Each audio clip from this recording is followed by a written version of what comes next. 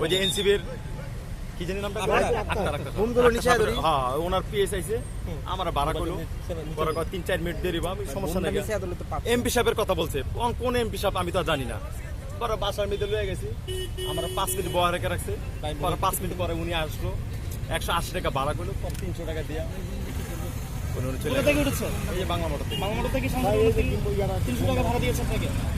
আমি খুশি। এমপি এই যে আপনার গাড়িতে উঠলো কেমন লাগলো আপনার? আমার অনেক ভালো লাগছে আর বলতে আর আমি ভাড়া চাই না ঠিক আছে আমি ভাড়া চাই না ওই পিএসটা কইতাছে 150 টাকা ভাড়া দিল না পরে আমি 180 টাকার কথা বলছি 300 টাকা দিয়া আপনি কি জানতেন যে আপনাকে এমপি সাহেব উঠছে?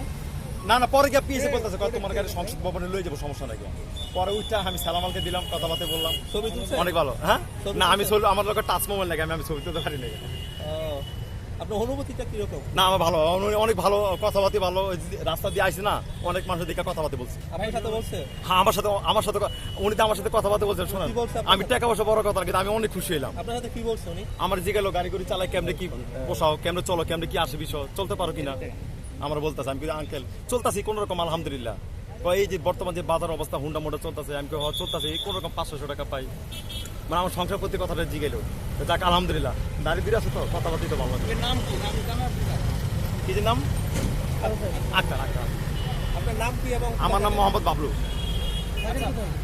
আমি থাকি দোলাই পাল। আচ্ছা ভাই, বিগত সময়ে যত